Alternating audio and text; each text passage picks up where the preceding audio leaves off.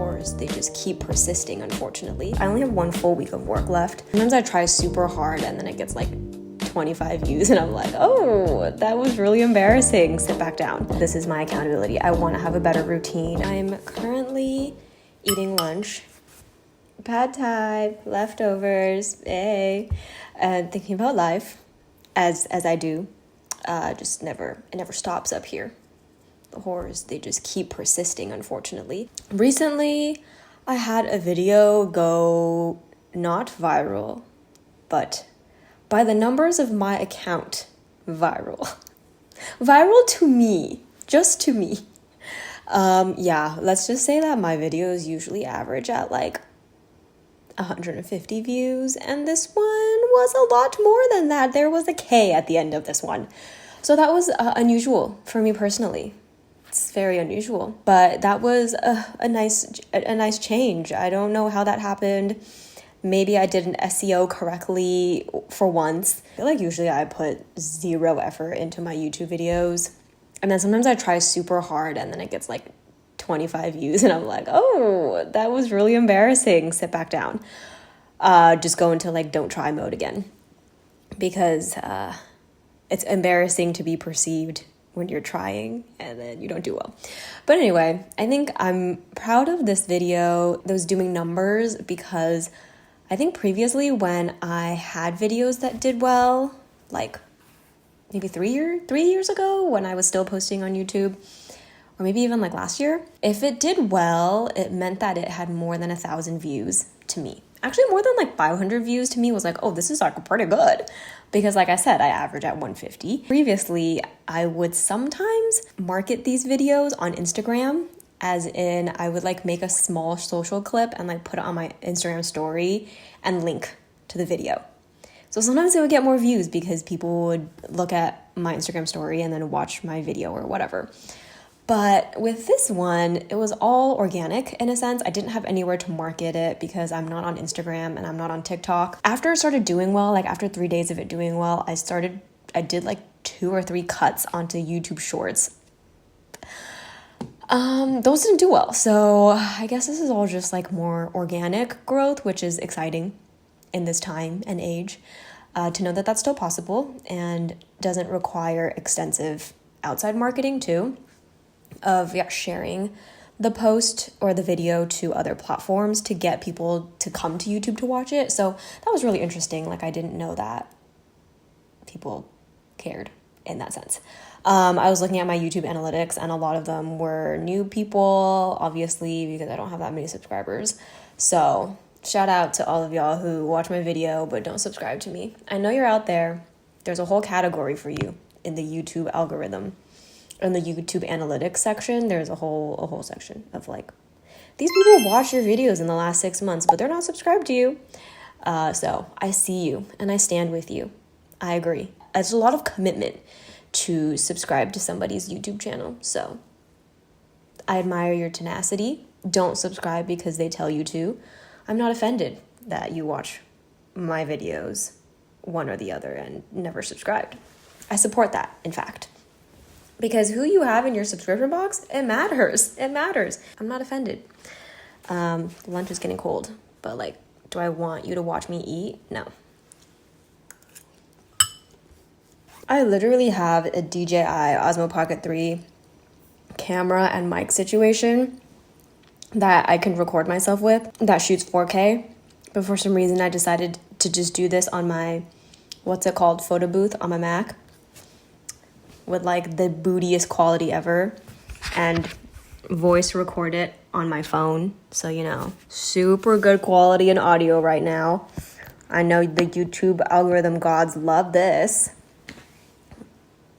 The content that has been doing well for my channel one time is talking about looking for a job, interviewing, being a graphic designer, those buzzwords. I think I'll do like a more extensive, well thought out video about the job search, because I have been applying. Like currently with my contract ending in 2 weeks now, less than 2 weeks, I only have 1 full week of work left before it ends. I have exactly 7 days of working days left on my contract. Yes, I'm pretty excited about that. Not excited to not receive a paycheck anymore, but excited to have mandatory break of sorts. I'm really looking forward to the month of July of unemployment. I am going to be busting ass to apply to jobs still. So like, don't you worry. I will still be on the prowl. But I think it is just nice to have the option of taking a break like this. However, I understand that that comes from an extreme place of privilege. You see how nice this kitchen looks? Yeah, I live with my parents. I'm not moved out. So because of that, I have a little bit more flexibility. Shout out to my parents for letting me stay at home.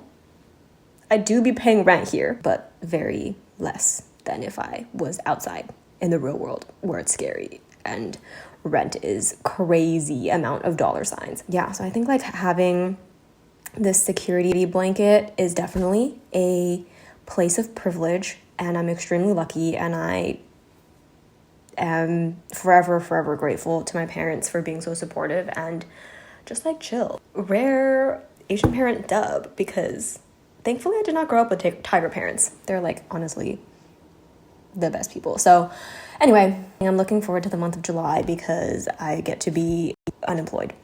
I get to just lay in the sun and every 2 days stress out and have a panic attack about not having a job, and then continue to lay in said sun. It is summertime now here in California, finally, properly.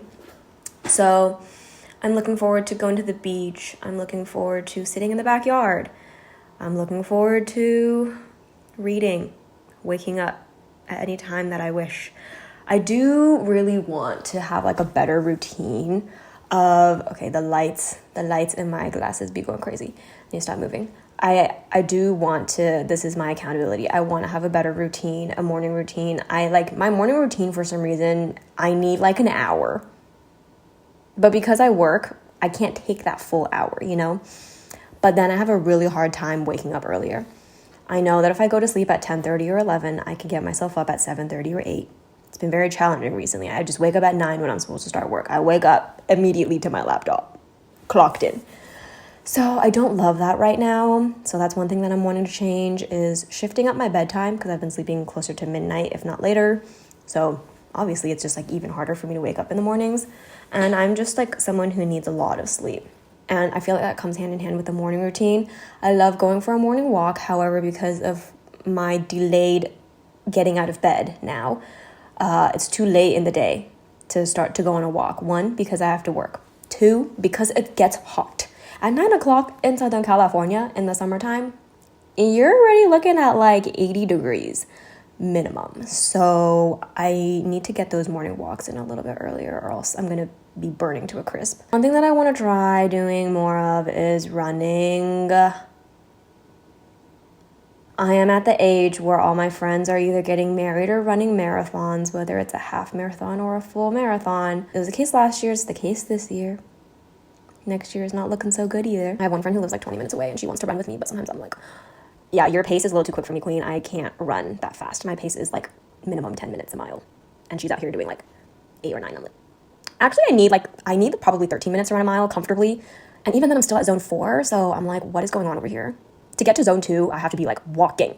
So I need to build my endurance in that sense. So I want to do that. I want to pay, unfortunately, I want to pay for a ClassPass membership. Why am I choosing to do that while I'm unemployed? I do not know. I mean, I do know. I feel like while I was working, it's harder to go to classes. And I don't want to be driving in after work traffic. So I'm trying to do that like random ass 2 p.m. slot that like everyone else is at too, because like nobody's working. But yeah, so I'm thinking of doing that because like I said in one of my other videos, I just really, the body positivity is just not there right now. I really am disgusted, which I know sounds really dramatic, but genuinely sometimes I look at myself and I'm like everything is wrong. And it's not even in like an extremely I hate myself kind of way, because I have enough like self-confidence, I guess, to know that I'm not a disgusting ogre. But there are times, you know, like when I'm trying to put jeans on and they don't fit the way they used to, then it's like, well, I don't feel good in this. But then I also don't want to spend money buying completely new clothes because my clothes don't fit anymore, especially because I also don't even feel good in this current body. So it's like, well, maybe we do something about that.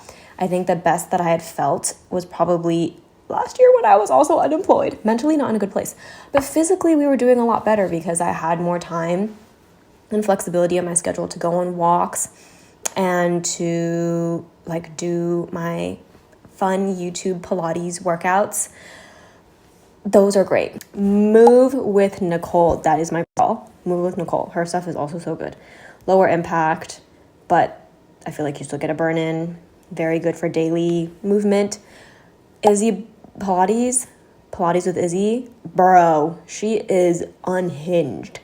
Her workouts, genuinely, I'm fighting for my life willingly, like on the floor of my own room.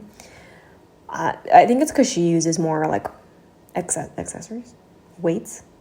I don't know what it's called. She has the block, the bands, a little weight. She got some good stuff going. I want to prioritize physical health a little bit more, and then also mental health in the form of exploring different areas of creativity. One thing that I've noticed that I have been wanting to nurture more and I'm excited about is, I think with the unemployment coming on the horizon, my body, my mind like is in anticipation for it, and I think it's a good thing for me, coming from a huge place of privilege when I say that, it's good to be unemployed, but just to have this break and the chance to do different things creatively, like making more videos and exploring maybe different areas of freelancing and other contract work. I don't know, I don't really want to be a contractor anymore, but I would love a full-time role. Get me on that W-2 and 401k match is what I'm looking for. But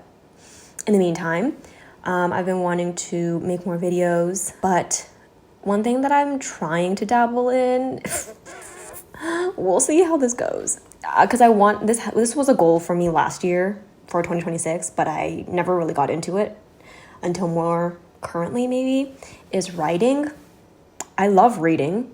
I don't consider myself a writer by any means, but I do like to journal a lot, and I love reading what people write on Substack. So that is a place that I love to go to scroll. My doom scroll pages are Substack, YouTube Shorts, unfortunately, and freaking LinkedIn. Like, you're really in a rough patch when you're doom scrolling LinkedIn every single day. Yeah, I've had a couple writing drafts, but nothing serious, so we will see what comes of that.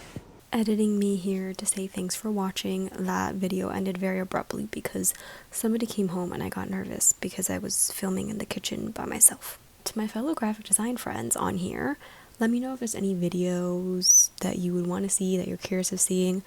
I'm thinking of doing stuff related to like my portfolio and just my experience as a graphic designer.